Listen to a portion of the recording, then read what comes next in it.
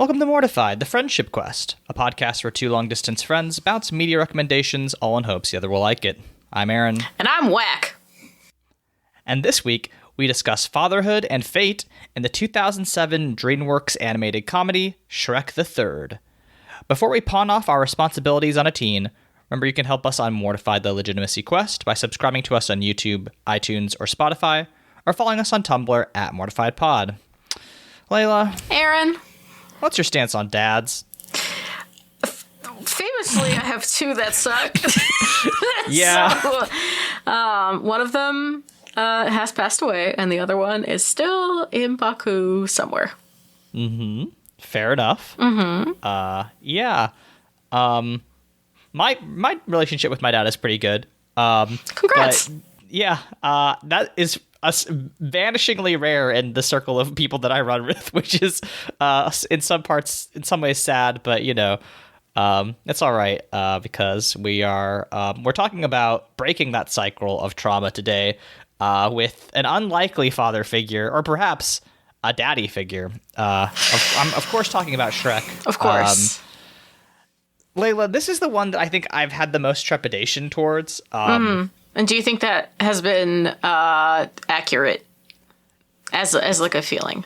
So here's the thing. I thought it was like not very good for about half of the movie, and then it like kind of got better there at the end for me. I was like, oh, okay, this is palatable, right? It's sort of like when we were drinking Mountain Dew last week, and it's sort of the reverse of every Mountain Dew that we had, which was like, oh, it starts off okay, and then it hits you in the gut. It's kind of like, oh, okay, this one, it was kind of rough starting, but it found its footing at the end, and then sort of fizzled out. But honestly, it could have been a lot worse. We've watched much worse movies. Well, the Mountain Dew, what listeners don't know is immediately after we stopped recording, you went to lay on your couch and I talked to your wife for like 30 minutes. Yeah. And that conversation was punctuated by one or the other of us saying, I feel wrong. I did go ahead immediately after that conversation and drink Pepto-Bismol, so that was good. But then we went and played Elden Ring, so it was fine.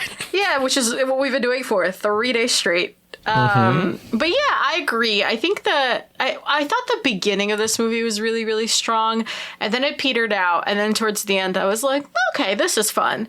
But I think of the four, I don't remember much about Shrek the Fourth or Shrek 4. I forget what it's called. I don't remember much about it, but I do remember liking it more than 3. Okay, that's good. If this is the lowest point, then I'm pretty pleased. But yeah, definitely not my favorite. I think that we both kind of thought that one sequence in here was in 2, because it felt more. We'll talk about that sequence here in a little bit, but there's one sequence here that is like a standout that feels like it was in a better movie, and it's just not, unfortunately. But let's go ahead and get started. Where we find ourselves is kind of, I would say, like a couple months to maybe a couple years after Shrek 2. We open on a shot of Prince Charming doing his kind of like a parody of what he does in Shrek 2 in the opening, where he is like riding on his horse. But he's not doing it on a real horse. He's doing it at basically like a play, like sort of like a medieval times sort of deal. It's like a dinner theater. And, he's like doing a bit where he's like trying to rescue a princess, and then like Shrek shows up and everybody cheers because everybody loves Shrek now. And then he basically just gets heckled off stage, and he's like swears to take revenge on all the people who are making fun of him. And like he goes back to his dressing room and does have like a picture of his mom there, and he like sobs in front of it. And I thought that was an interesting choice because I was like, oh, she's dead. We had this debate last episode when we talked about Shrek. Was like she comes back in the sing along, but like, is she dead? Because we did watch her get vaporized by laser magic, right? That's what happened. Bubble, yeah, she became yes. Bubbles. Yeah, she turned into Bubbles. So, like, it seems like in the canon of the story, TFG's dead. Yeah, that I noticed that too, because she did come back for the sing-along. So what that means is she was her essence was trapped in bubbles, and when the last bubble popped, that is when she truly passed. Yeah. Or the sing-along is sort of like the concept of purgatory in Catholicism, where you go there and you do your penance, which I think, I think that I'm not a Catholic anymore, but I do think that when I die, my soul will go to a Shrek sequel sing along, and I will be forced to sing there until my sins are purged. I was gonna say, what is your penitentiary song? It's the entirety of Andrew Lloyd Webber's Joseph and the Amazing Technicolor Dreamcoat, because I've been in that musical twice and I hate it. I see. Mm-hmm. And especially the racist parts, God's gonna make me do those, and he's gonna be like, this is why you're suffering, right? Because you supported Andrew Lloyd Webber twice in his bad musical. Oh yeah, I guess so, huh? Anyway, that's not related to Shrek. If you want to listen to me talk about being in Joseph and the Amazing Technicolor Dreamcoat, you can listen to Bible Boys. But basically, yeah. So he's like plotting his revenge. Charming is, and I think basically like he that like kind of like fades out on him like getting ready, like figuring out his plan. But like I do think that is a testament to like, if you work a public facing job long enough, you just become the Joker. Like it immediately turns you into like a Thanos style, like, oh, I'm an utter nihilist about the state of the world. Yeah, that's very true. I take my dog to a very wonderful camp, like doggy play care situation, and there's one of the wonderful caretakers does not like the front desk work. It's very funny to see her at the end of the shift for front desk work. I bet. I know when she's been at the desk all day. I can feel it in my bones, and I have been there at that play care long enough, and I like bring them Christmas cookies and stuff that all of the workers there who have been in there since the beginning know me really well, so they kind of let loose. Like, right. Okay, you doing okay? Right. I feel you. Too much exposure to the public does make you become a comedy villain, I think. Yeah, I truly, you couldn't make me do that again in my life. Yep, same. Yeah. So we cut to Shrek and Fiona waking up in bed, and basically there's like a newspaper article that says that the king is sick. And so Shrek and Fiona are taking over royal duties for the day. And we get a montage like the first two movies have opened with. There's a musical number where they like have Shrek doing a bunch of kingly things. Do you have the song? I think I Need Some Sleep. I Need Some Sleep is the one from 2. It's okay. I Need Some Sleep by the Eels, and that's the one that plays, I think, during the Shrek waking up in the middle of the night, which says Sir Timberlake over his head. And then I Got Some Sleep is what they played during this montage, and I thought that was nice. That was a nice parallel. Right. It was yeah, nice. And because Sir Justin does show up in this movie in a weird way is interesting. Yeah, who in the DreamWorks team is like a huge fan of Justin Timberlake that is a through line? So I believe he was dating fucking Cameron Diaz? Cameron Diaz at the time, right? Huh. So that's why he shows up so much, but yeah, really weird. It's a weird time to talk about Justin Timberlake because he was also recently arrested for drinking and driving. I was literally just about to ask, did you hear how a cop didn't know who he was? Yeah, because the cop is like, a 20-year-old. They're like, I don't know who you are. You stopped being famous before I cared about music. This is really going to affect the tour. What tour? The world tour. Iconic exchanges of pop culture. I didn't realize that was from Justin Timberlake's arrest. That's very funny. Okay, that's hysterical. Don't drink and drive, kids. Yeah. Anyway, yeah, so, like, I think this montage is very bad. It's rough, right? And I don't know if you have any thoughts about why it doesn't work, but basically, like, it's, Shrek, he knights someone, but he does it bad, and he murders them with the sword. That's a funny joke, but, like, I don't think it plays well on screen. He does the thing where you christen a ship by like smashing a bottle of champagne on it, but he sinks it because he's so strong. An okay gag, but honestly funnier in concept and execution. Yeah. And then like the worst part is where they like get dressed up in this like 17th century like Baroque outfits with like the ruffs and like the big wigs, like or not even maybe even also closer to like the 15th century, right? With like we're going like Louis the Sun King with the big stupid powdered wig. But like that whole sequence I thought was so fucking bad. Like you know, like Fiona, he's like getting makeup on, and like there's like this. Can I borrow a mean word from your people? Mm-hmm. There's like this cunty little like makeup artist who is like talking about how, you know, he's like working with Shrek, and he takes like a power sander to Shrek's toenails, right? Cunty derogatory. I mean, I don't know. I think that guy was serving. Don't get me wrong. But like, you know, he like, you know, like I don't think this was that we here in 2024 like that guy. I don't think he was played as we were supposed to be laughing at him in 2007, because for those of you who don't remember the mid to late 2000s, incredibly homophobic time period. Yeah, it's almost like people who should have been adults in that time period had died in the 80s or something crazy. Yeah, anyway, fuck Ronald Reagan. Bring it back to life just so I can kill him again. Yeah, but like, do you have thoughts on that sequence? Because it's like none of that hit for me. None of it hit, and it was around. So like the opening for me was so strong with charming. Like I like the self-parody. I like the little bit of dinner theater that he's like this harmless thing now that everyone's just like, oh, it's just charming, like being an actor or whatever. It is very funny. I do think that instead of the carceral estate, we should have our war criminals reenact their crimes and then like get constantly heckled. I would pay. I wish that had happened to Henry Kissinger before he beefed it. Literally about to say I would pay money to see Henry Kissinger do dinner theater. Love Never Dies. Oh my God, yes. Put Kissinger in all of Andrew Lloyd Webber's worst musicals. I want him to do the Megamix.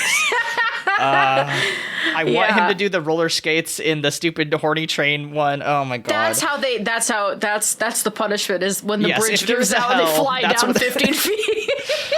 Dante's Inferno, but it's just Andrew Lloyd Webber's musicals, and they make Henry Kissinger do all of them. That's my next novel, by the way. Anyway. Absolutely. So the reason for me that this didn't hit was because I thought the opening was really strong, but then when we got into this montage, it was all problems we've already solved. We've already solved Shrek being uncomfortable with the monarchy. We have already solved all this. Like, okay, Shrek's uncomfortable with the monarchy. Dad's sick. Why isn't Fiona just doing all this stuff? It should just be right. Like, it's just, there are such obvious solutions to this problem. And when we get into what happens to Donkey and Puss in Boots later, it is, again, I was like watching it thinking to myself, we have already solved this conflict. So because I was struggling to come up with things to say about this movie, I looked up a couple of reviews at the time, and Roger Ebert basically says the same thing you do, Leyla. Quote, that film referring to Shrek, did so much with the outsider status of an ogre and Shrek's painful uncertainties about his role in a non-ogre society. It involved intolerance and prejudice and courage and had real stakes. And yeah, like... But that's the thing, is that those things were kind of solved by his engagement with the first two movies. And now it's like, what are the stakes? All right, well, Shrek he feels like he's doing a bad job at being king. And it's like, I don't know. Like, we've seen the other royalty. The first guy was doing an ethnocide. The second guy imprisoned his daughter for basically her entire life. So, like, Shrek he killed one guy, and then he probably drowned. Several people in that boat drowned, right? That's not great for a king, but it's also, you know, for a king, not the most number of people that you kill on a regular basis. Like, honestly, low body count for a king. I had to Google something because my thought was like, oh... First of all, the king thing is really funny because when we look at the setting of Far, Far Away, the people of Far, Far Away who were not very cool with all the magical creatures were suddenly extremely cool with their frog king, because they erected several statues of him in frog form. I think when he dies, spoilers, I guess, but like... Yeah, I think what happens to the people of Far, Far Away is what happens to the people of England whenever one of their royals dies, is that they just get like a permanent like mind virus that makes them think happy thoughts about their monarch. I guess. It was that, and then what I had to Google was, so I was like, well, was it just like, at that point in 2007, we just weren't ready for like Fiona to do the work because, you know, it was 2007 and the worst. And then The Princess Diaries royal engagement. The whole crux of that movie is Anne Hathaway getting up there in front of all the people of Genovia and saying, I should not have to get married to rule. I am ready to rule. I am here. And then young, hot Chris Pine, which Chris Pine is hot now, so I don't know why I stipulated young Chris Pine was hot. Young, equally but differently hot Chris Pine is like, I second the motion, and she becomes queen by herself without having to marry anybody. So that movie happened in 2004. So right. It paved the way, you know. Let's for the fact that Shrek 3 mirrors a lot of Princess Diaries 2 and like the Princess Slumber Party, Julie Andrews being an ass-kicking queen in both of them. We just needed like a Joseph in Shrek 3, then we'd have some real parallels. And they really just like don't ever take advantage of Cameron Diaz being there. No, again, Cameron Diaz is criminally underused here again. Underutilized. Another thing that a lot of these reviews bring up is that there's too many characters in this, and like if you had eliminated half of the characters and then just given Cameron Diaz like an actual character arc, and like let her talk to people for more than 2 seconds, like I think it would have been so much stronger. I think of the princesses, we could have kept Rapunzel because she's plot relevant, and then God. Snow White is just so mean. I like it so much. No, she's interesting though. She is doing something, right? Like Sleeping Beauty doesn't do dick. She sleeps. Yeah, right. Like that's the whole joke. And then there's like one. I guess Doris is there. The ugly stepsister played by Larry King, and she's cool, but like she's not a character, right? She doesn't have an arc. I would rather cut that bit and then give more time to Fiona. I wouldn't have minded seeing Doris in the same way that we saw the Three Little Pigs in Pinocchio, where like they all come with a present or something, or they're all heckling Prince Charming at dinner theater. But yeah, for the whole like sequence that we're gonna get into, what happens to Fiona while Shrek goes on his little mission, it could have just been Fiona the Queen, Rapunzel, and then cunty fucking Snow White. Yes, it's just right, so absolutely. rude. Yes, no. But yeah, like I think another problem with this movie is that as we get into in this next plot segment, like after Fiona and Shrek have this argument about, which is essentially the same argument from movie 2, which is like Shrek's like, oh, I'm not ready to be king, blah blah blah, and Fiona's like, please just do this for my family. My father is dying. Like anyway, she's like, anyway, we get to go back home to our swamp, and like maybe when we go back to our swamp, we'll also have like the pitter patter of little feet. You know, I want to have a kid. And Shrek's like, oh, I don't know about that. And it's like, y'all, you need to have this conversation before you got married.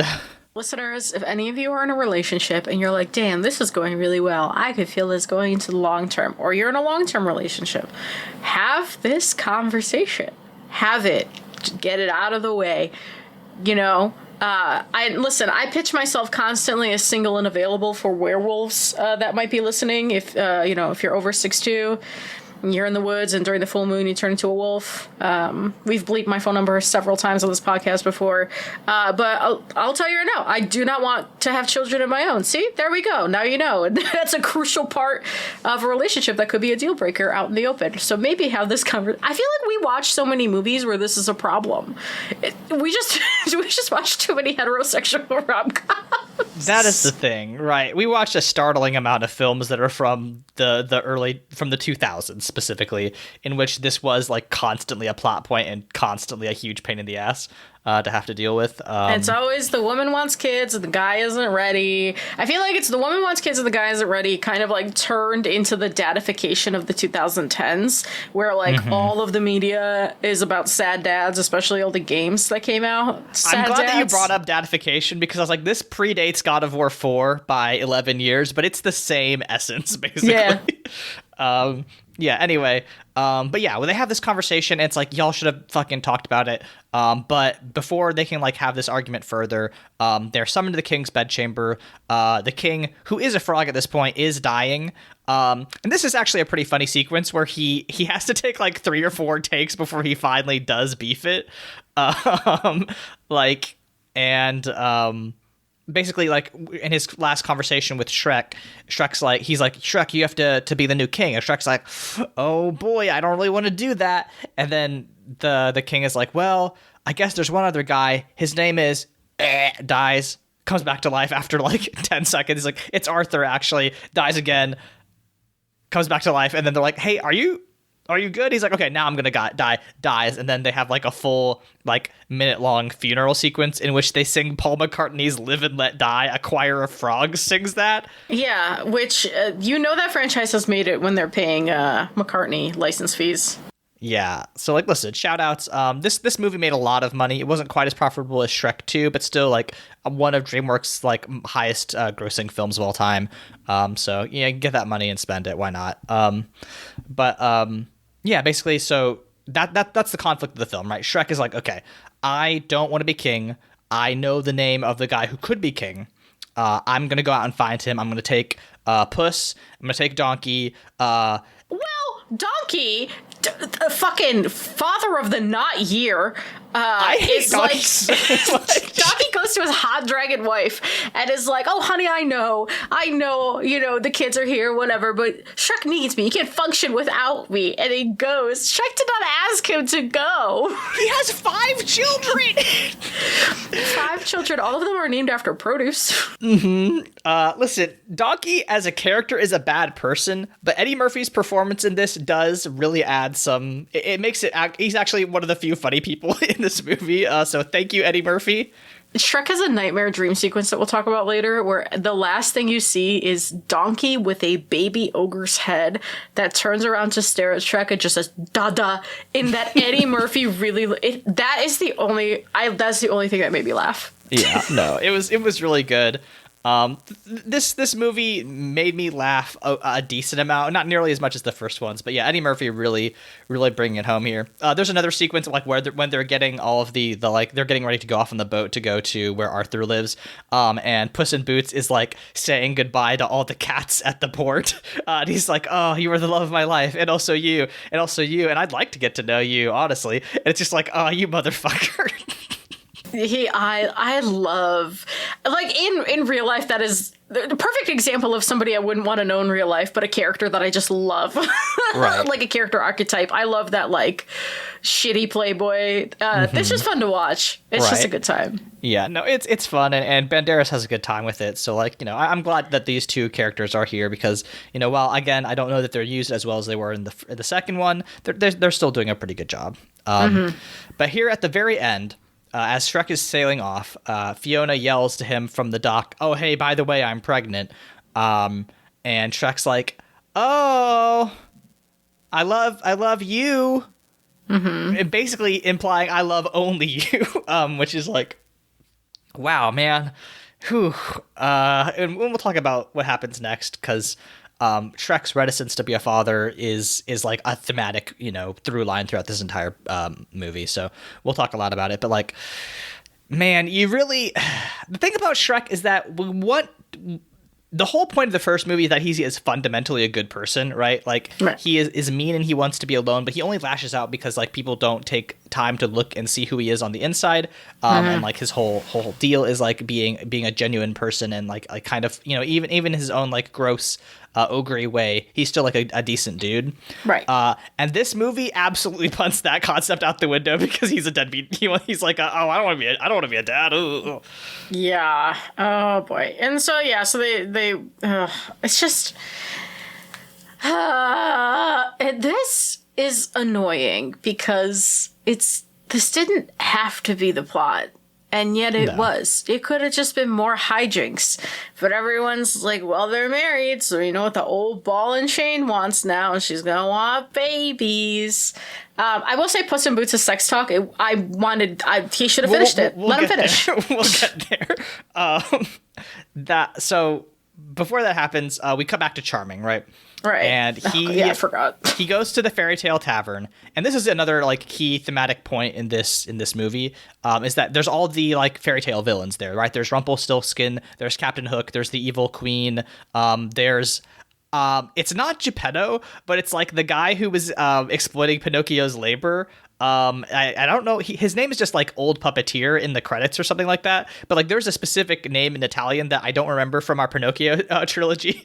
That, Oh yeah. but like, basically, he's like he's there for some reason, Right. But basically, they're all like, "Oh, what the fuck are you doing here, Charming? We hate you." Like everybody else in this kingdom. And he's like, "Well, wait, before you all beat me up, hear me out." And the thing that he says, besides, we're not so different, you and I, is that there are two sides to every story, and our side has not been told, right?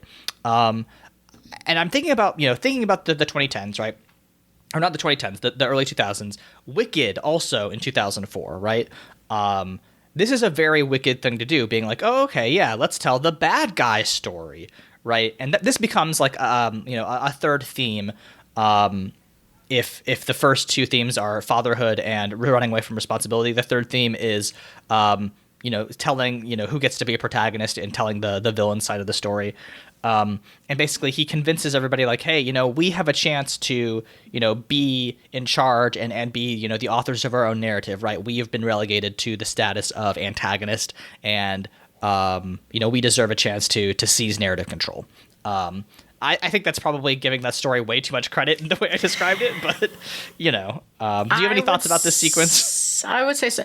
Yeah, it made me miss Kevin Spacey. God, wow. A Yeah. sentence that is not often uttered. Well, because I was sitting there and I was like, this villain monologue is doing fucking nothing for me. And I was just like, I can't believe Kevin Spacey in A Bug's Life really set a bar. Do you think that's a failure of writing or delivery? Failure of concept. Again, Right. I probably would have been fine, but I just wasn't bought into the concept at this point. So I was like, this isn't really doing anything for me. It also made me think of Tangled, that Yeah. did this kind of bar brawl scene better, where you have Rapunzel and Flynn Rider coming in, and Rapunzel's just very earnestly like, she's doing, I have a dream. And she's all cute, and she's like, you guys have dreams too, right? And then Flynn, being a cynical piece of shit still at that point in the movie. And that was well executed because there was a sense of tension there and a sense of like getting to what the quote unquote villains actually wanted, but like in an earnest way. And meanwhile, Charming is not earnest or manipulative. There's like, it's just kind of, it feels like this is what is supposed to happen right now. And there's Right. nothing really driving it. Right. It is a narrative contrivance. And like, I've been thinking about narrative contrivances a lot because I'm about to, self-pub a novel. And like, I know that there are narrative contrivances in my book, right? There, to some degree, all stories are built upon narrative contrivance because otherwise stories don't happen. Think sometimes, you just have to be the chosen one. You have to have a really bad day. You have to discover a magic sword, whatever, right? Things happen because otherwise the story is not a story. But like, right, the thing that makes storytelling interesting and what differentiates quote unquote good from bad storytelling is how plausible and interesting you can make those contrivances, right? And this one is just like kind of like, we need to make a third movie. So Yeah, it sure feels that way, doesn't it? yeah. Anyway, basically he amasses an army that's going to come back here in a little bit. Here we get one of the better sequences in the movie because they are on the boat and Shrek is like talking about his anxieties with Donkey and Puss. This is where he does have this dream where he is just like flooded with ogre children, which I think is really boring. Like the dream sequence doesn't really do anything for me except, as you said earlier, the Eddie Murphy da, which has to be improvised because it's the only funny bit there. But then Shrek wakes up and he's like, I'm worried about being a father. He's like, I just don't know how it happened. And Antonio Banderas is like, well, when a man feels a certain way about a woman, and then Shrek's like, I know how that happened. And Donkey's like, wait, what? I don't know how this happened. It's like, bro. That's a very funny joke to be like, Donkey does not know how he got the dragon pregnant. Yeah, a lot of implications there for Donkey. But Antonio Banderas truly just completely earnestly with a straight face going into this.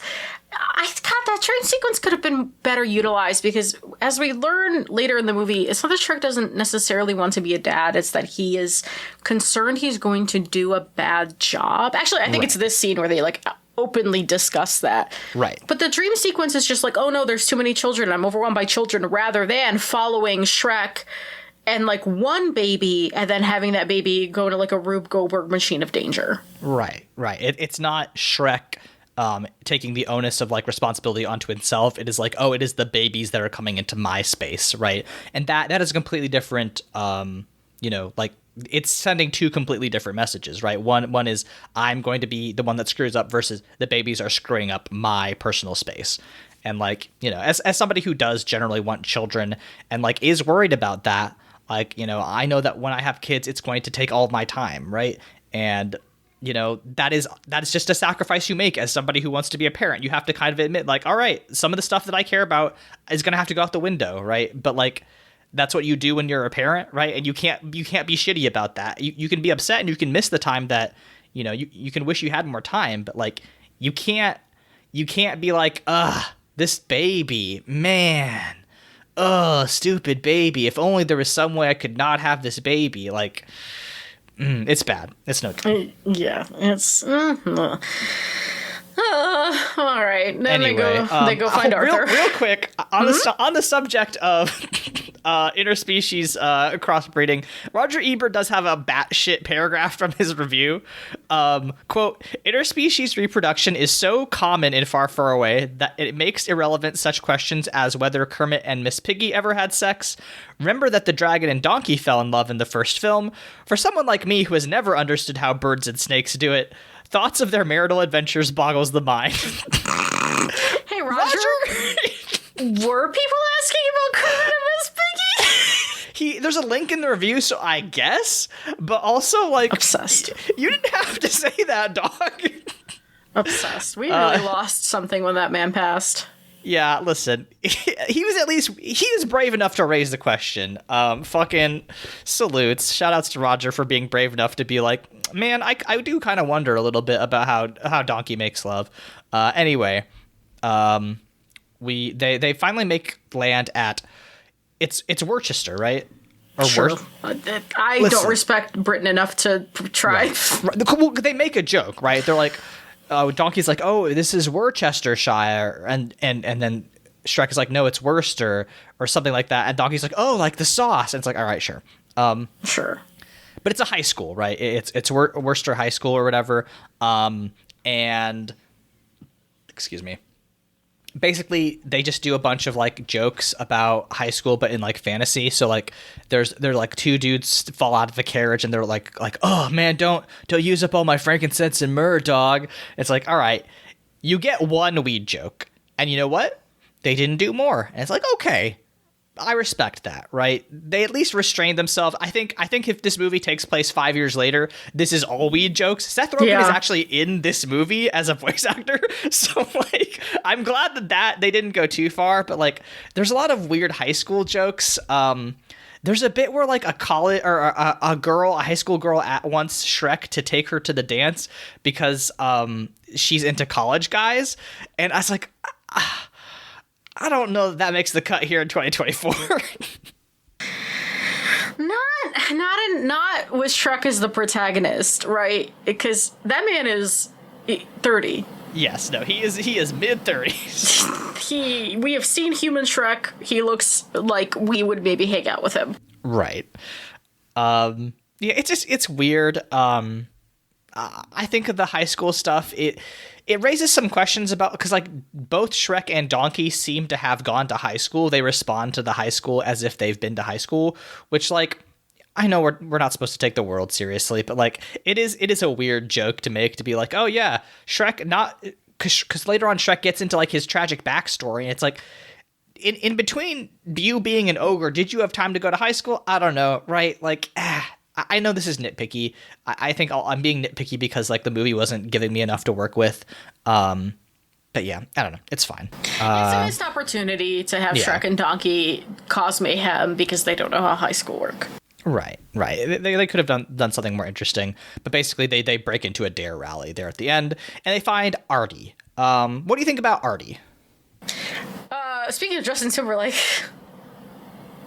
There he is. I mean, he's just like he's an insufferable little nerd. You can tell it... this is back when nerds were still maligned, you know, and it's very that. It's very, he's obnoxious, he's a little self-righteous. You know, Shrek busts in and tells him, hey, you're gonna be king, and he gives his big, like, suck it loser speech. It's just all a little too much. Yeah, like, it doesn't, I mean, I think it is effective in setting up that he is a bit of a loser, right? This is the whole thing, is that, like, we actually see him before, he's, like, getting jousted on by Lancelot, and Shrek thinks Lancelot is him, but then, like, he picks up Artie off the ground, and he's like, oh, you're actually Arthur. And it's like, okay, so this is the kind of character we're working with. I think this goes ahead and reinforces that our Artie is, like, kind of immature and kind of a dweeb. And, like, you know, that's kind of like, you know, is he ready to be king? Well, maybe not yet. He needs to grow. But yeah, I don't know, right? He's a completely fine, like, dork kid. I think Justin Timberlake's voice acting is better than it has any right to be. Yeah, he really, you know, we have seen some celebrity voice actors that truly phone it in. Not Mr. Timberlake. Nope. So shout outs. Okay. This is now we're at the baby shower scene, which did drive me up a fucking wall. Basically, Fiona is meeting with all the other princesses, and they're giving her presents for her upcoming baby. I think Rapunzel gives her a pooper scooper, like you'd use for a dog, which is like, okay, gross. Cinderella gives her a dwarf, to act as a live-in Snow White. Yeah, you're right. Snow White, obviously. You know, to act as a live-in, babysitter, which is weird. The actual one thing I thought was actually very nice was Pinocchio and Gingy and all of them gave her like a knitted baby Bjorn.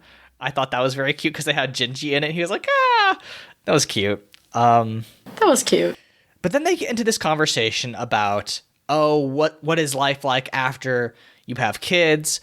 And they're talking about, the kids are so smelly and they're so loud and they cry and there's going to be no time for romance. And putting aside the horrible heterosexuality of the 2000s, Dragon does agree. And she's like, because they're like, he's not gonna be interested in you anymore after you have kids. Donkey, are you not keeping your woman satisfied? Because listen, there's a line, buddy. If you're not gonna do it, admit one is all I'm saying. That's true. That's true. Oh yeah, tragic. For me, it's very I feel like in the mid 2020s or where we're at now, there's a lot of discussion about men written by women. You know, in terms of in romance novels where it's like there's certain qualities that men, when they have them in real life, it comes from a toxic place of toxic masculinity, but when women write it, it can be sexy in the safe space of fiction. This is women written by men.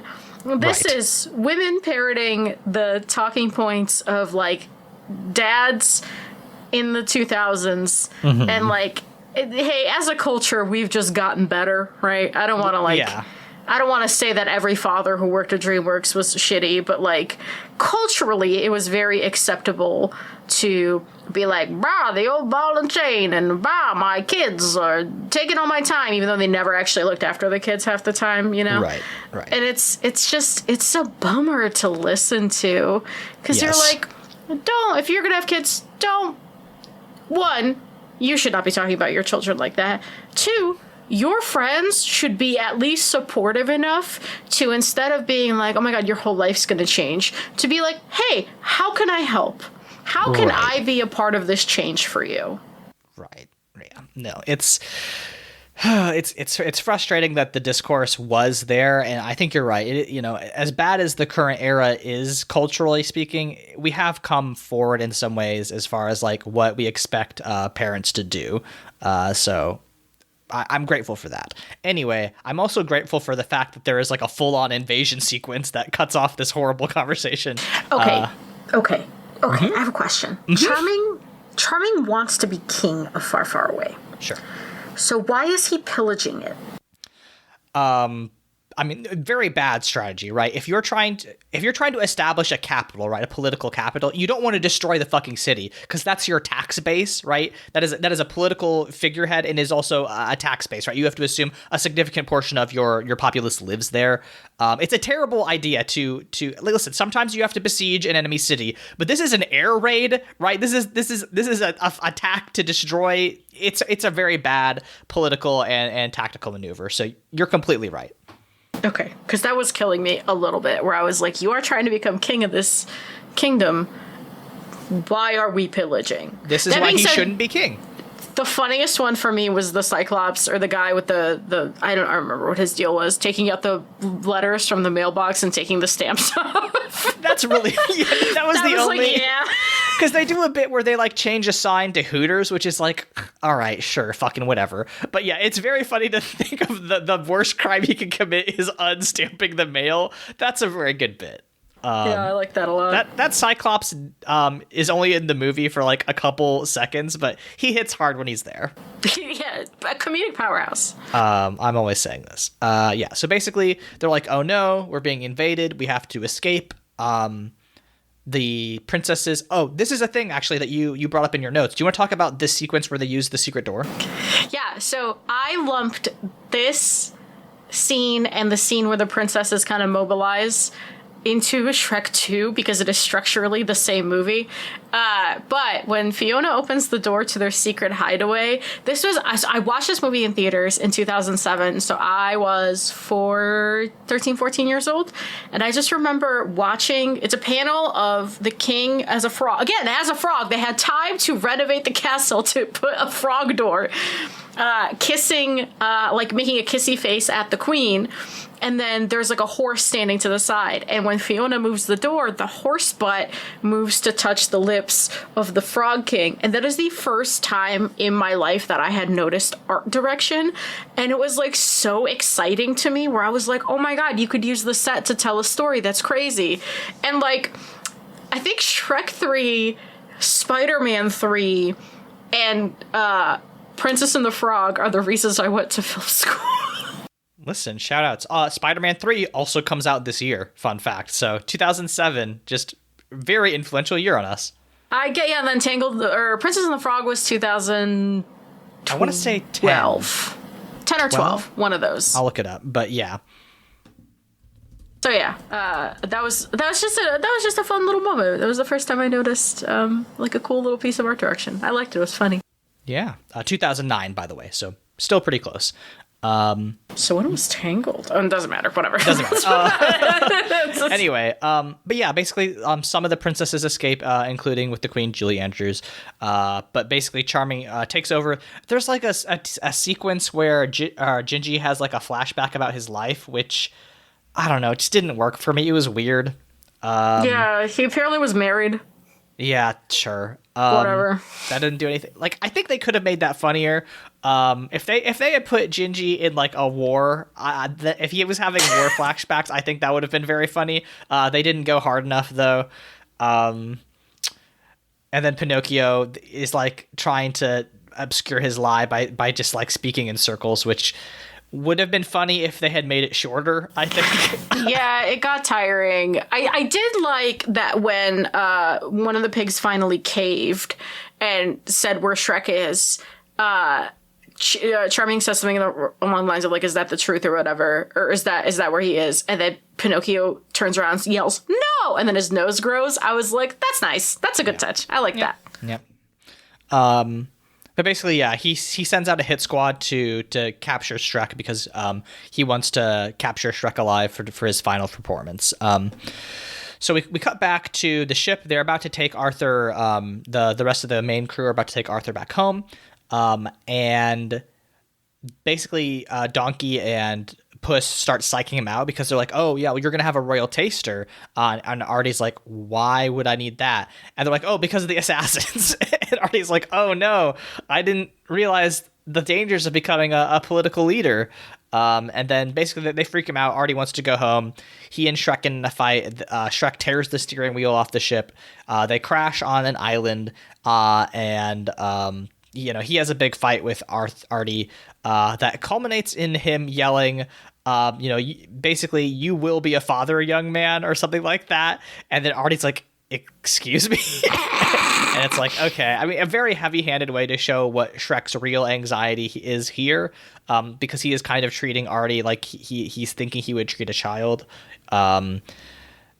I don't know. I don't know that it works, but I did think it was very funny because I bet that line shows up in about 100 million Shrek fanfics. Oh, Christ, you're right. Have you seen Shrek is Love, Shrek is Life, by the way? Oh, yeah. Mm-hmm. Okay. Yeah. Listeners, don't look that up. Don't worry about it. Nope, don't worry about it.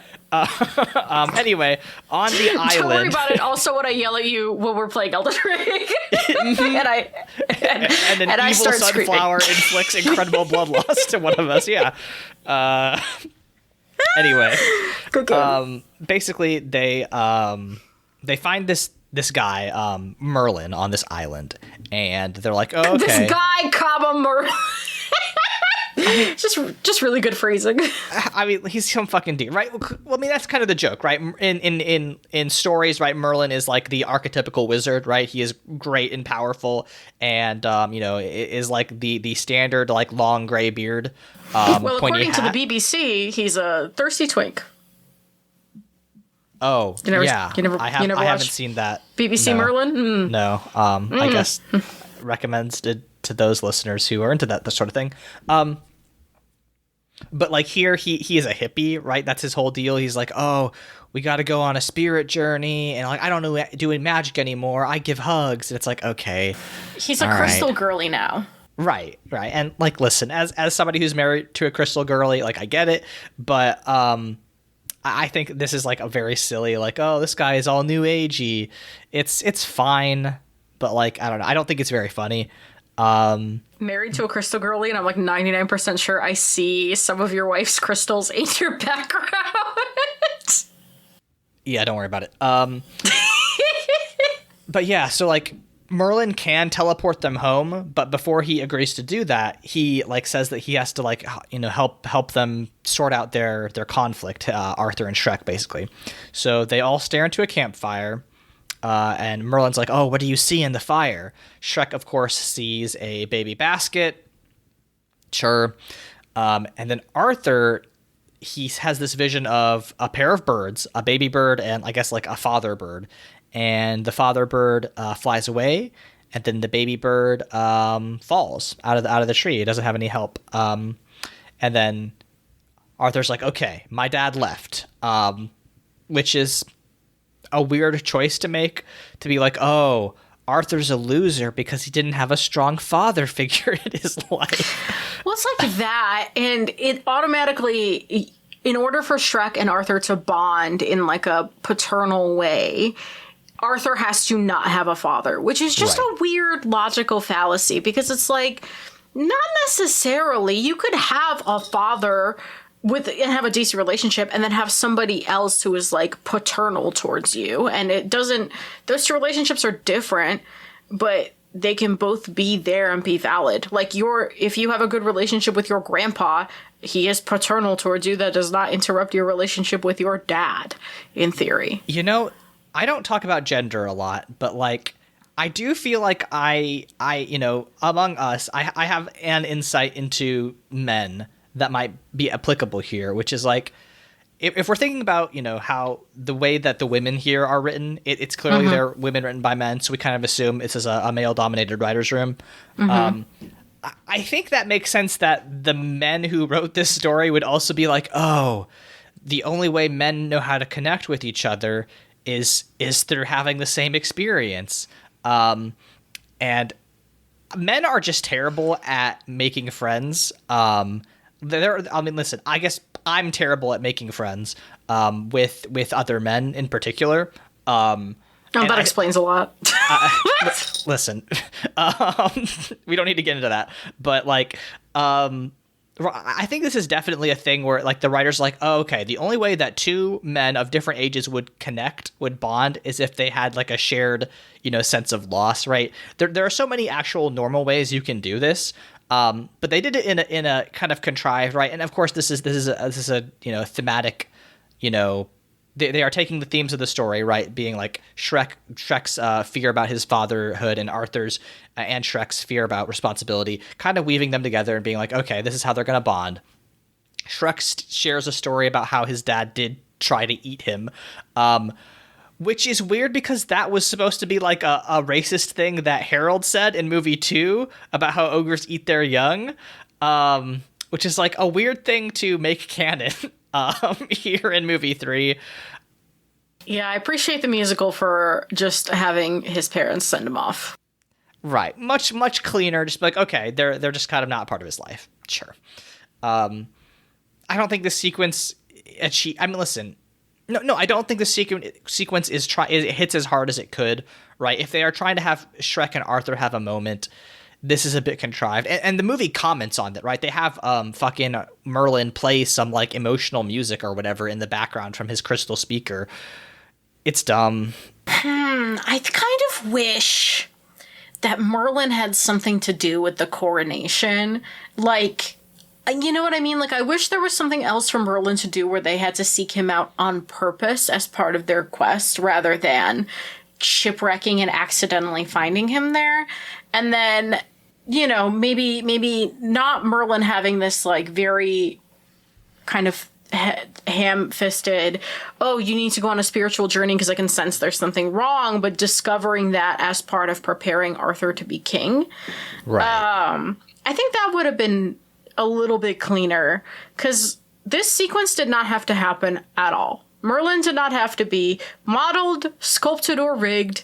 He had nothing to do, because the only reason he is functionally Merlin is because he needs to cast a spell to transport the party back to far, far away, and the only reason he needs to transport them is because they crashed the ship in order to see him. So, like, the whole thing is a contrivance, and it's just like, I wish he had more to do, because it's not...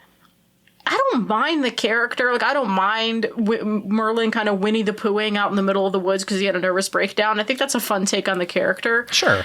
But I wish things were just tied together better, because it feels disjointed. It does. It is a little bit wacky, and unfortunately, I think it's just padding for time. Right. This movie comes in at 93 minutes, and I think they were just trying to cram whatever they could in there. Yeah, it's true. Not enough Cameron Diaz, though. No. Yeah. For some reason, didn't use enough. I mean, probably because they can't afford her. They should have been able to fucking afford her. This movie made $1 gajillion. Anyway. By the way, Fiona and the princesses get betrayed by Rapunzel at this point. She's going to be Charming's new queen. They are imprisoned. I don't know that there's anything interesting that happens there. No. The busting out is more fun. Yeah. Yep. So cut back to Shrek. Before they get teleported, they get ambushed by Charming's hit squad, and this is actually kind of good because the fight is fun, right? They have a cannon that they fully drag in to like point blank kill Donkey and Boots. The piano! Like, yes, the best part is that they also bring a whole piano for Captain Hook to play during the fight scene, which is awesome. It rules, because he's scoring the fight as they're doing it. It's a fun little sequence. The cannon's good because they get Arthur and Puss and Donkey into a net, and they're going to shoot a whole cannon at them close range, which is a fun little gag. Hey, we have not mentioned... Well, no, because they haven't been transported yet, so it hasn't happened yet. Never mind. Let's continue. Yeah. So at this point, then they defeat... Charming's forces. They are like, oh, by the way, we've got Fiona captured. Shrek's like, oh no, we got to get back. At this point, Merlin then does teleport them, switching Donkey and Puss into each other's bodies. Yes. And they have some silly antics.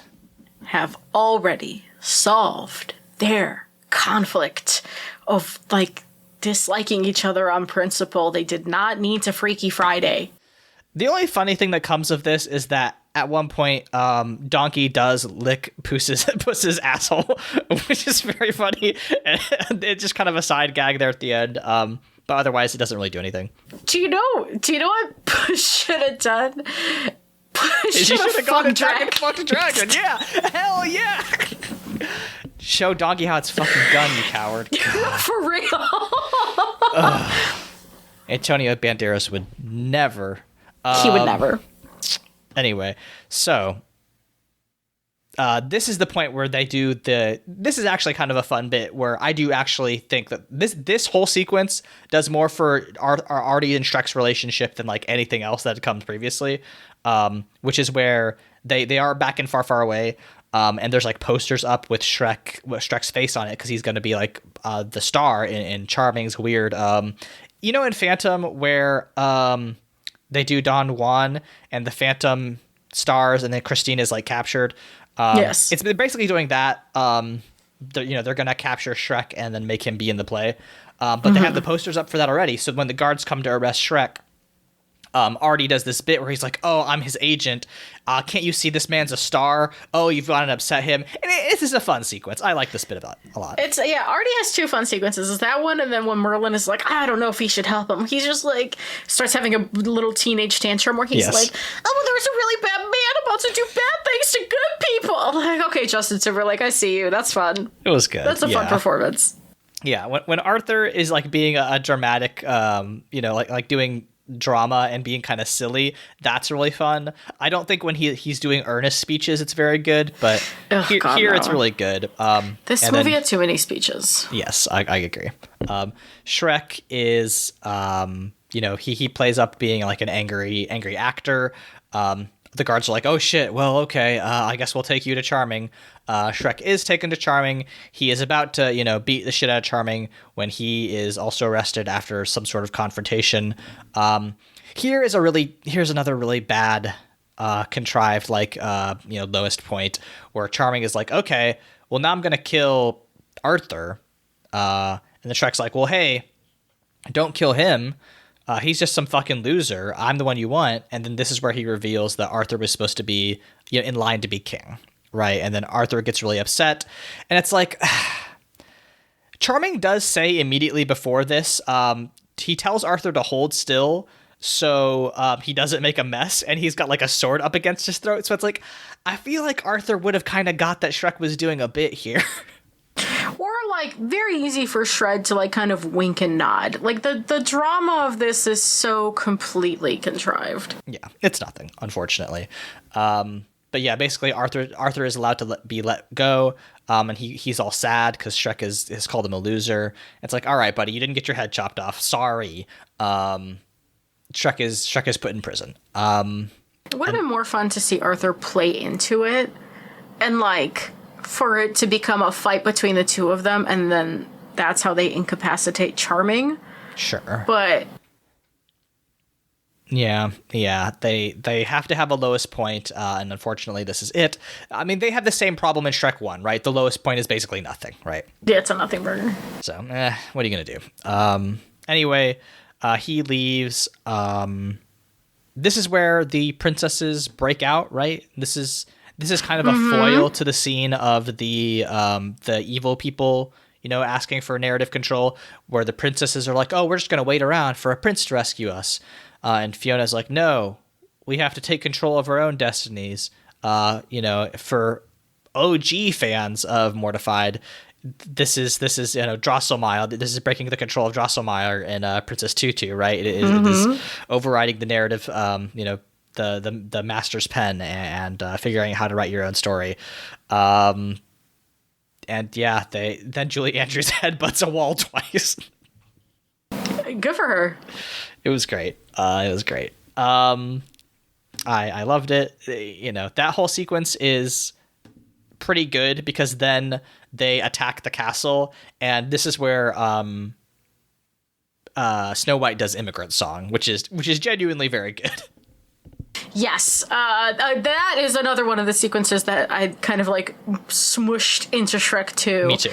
Mentally. It's a lot of fun. I remember seeing it in theaters, and it's again one of those rare girl power moments in an era where girl power was very manufactured. But it was one of those things where I was like, oh, she has like a fun dopey tattoo and she's doing Immigrant Song and like she doesn't sound cool and she's doing a funny pose. It was fun to watch as like a little girl, and I was like, yeah. That's like, go get them. it was fun. I liked that she summoned all the creatures of the forest to, like, obliterate the guards. It was good.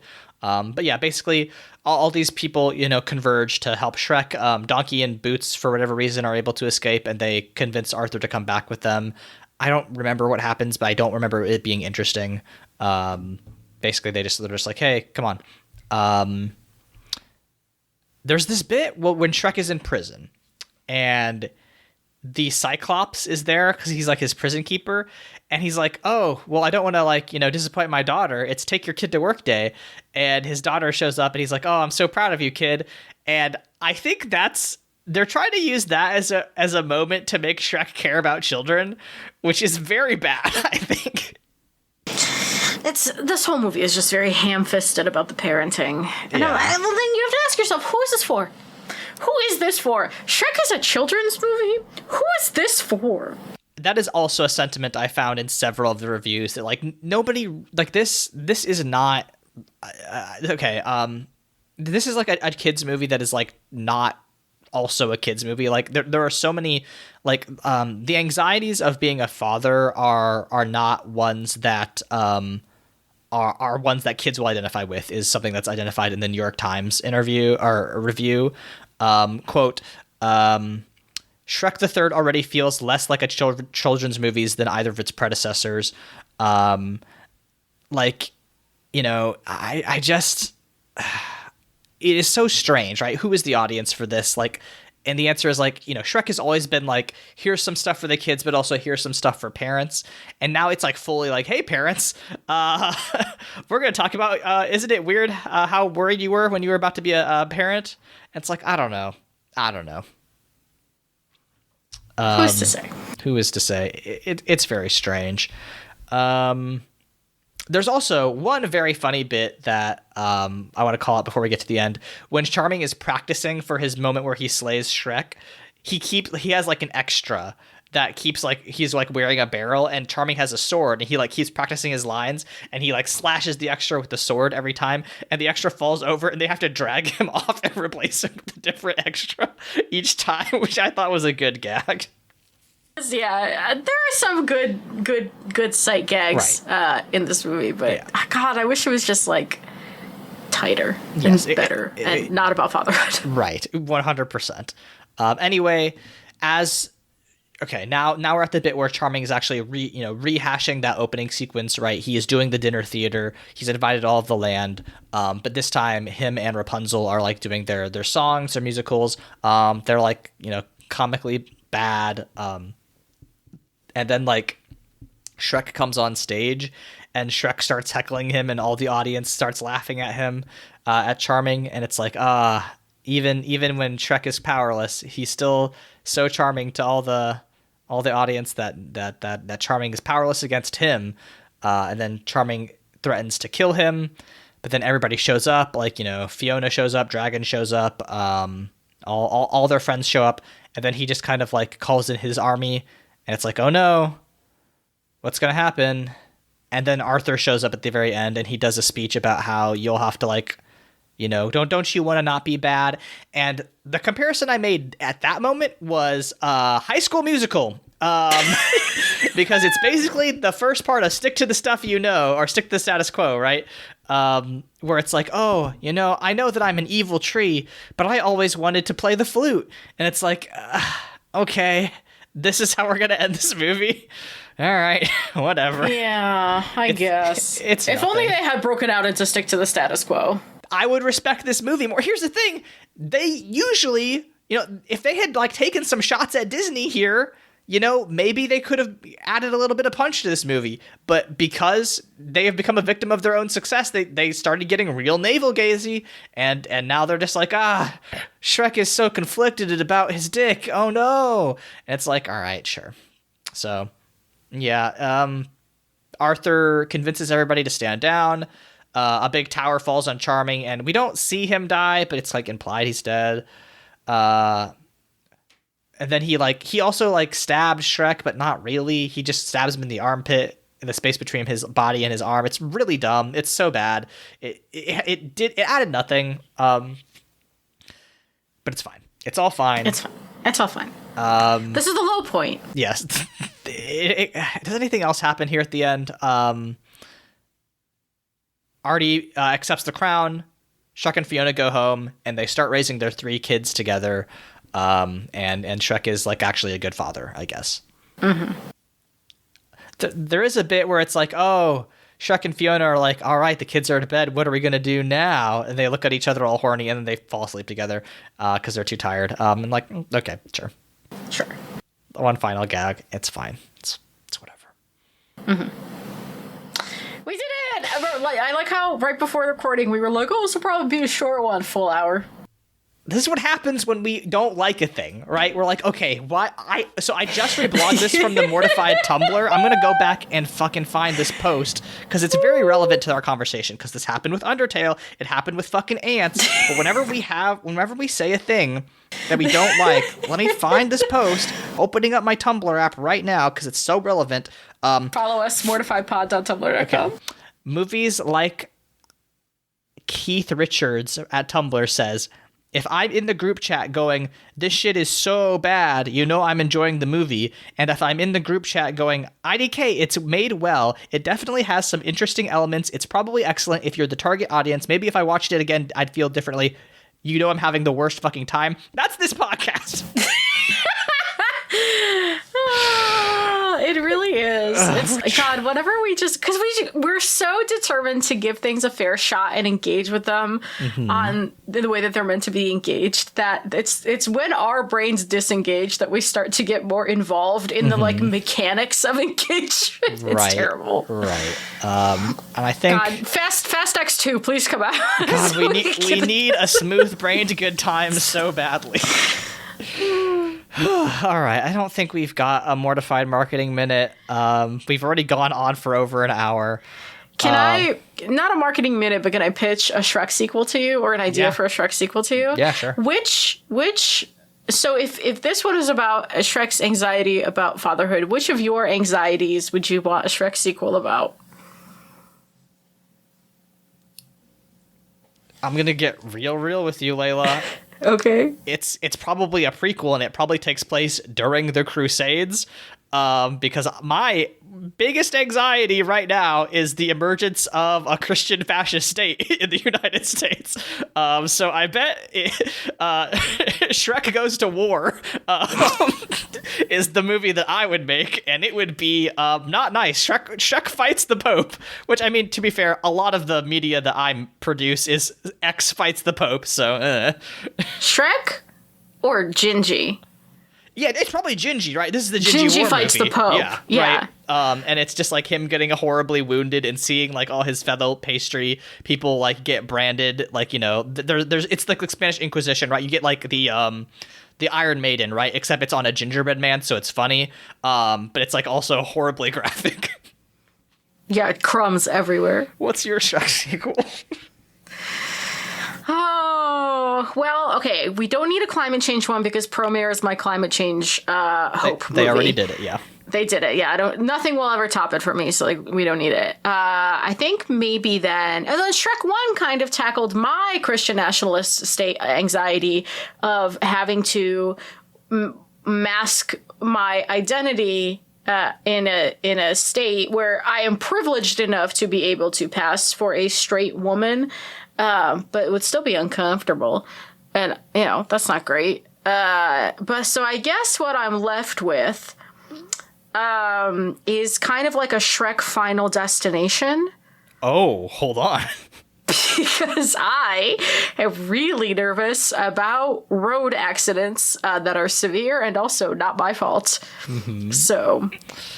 This is another perfect one for Gingy, though, right? Yeah. Where he's also just getting impaled and, like, you know, there's like a truck full of candy canes, and then one of them falls off and impales him. Alternatively, either Gingy or Puss in Boots. Oh, because he's got 9 lives? He's got 9 lives, and also I want to see Puss in Boots in a... Or actually, maybe Gingy would be better for... Gingy and Pinocchio in a high-speed Fast and Furious style car chase. That would be fun, actually. I would like to see some of the side characters do a bunch of dumb shit. Yeah. So, you know, DreamWorks, that's our idea for a short. You could call me. Mm-hmm.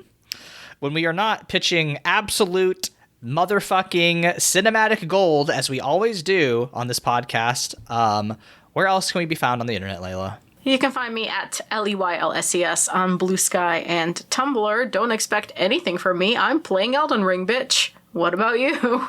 You can find me on Twitter at AaronXXL, Tumblr at Monster Factory Fanfic, Blue Sky, AA Voigt, YouTube at AA Voigt, where I make video essays about tabletop RPGs. Hopefully by the time this episode of Mortified is out, I will have released a video about Kevin Wynn's The War series of games, which are 2 games about the Vietnam War.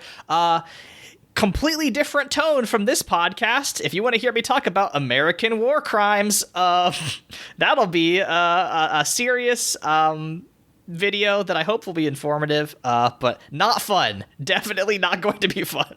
But I think it'll be a good video.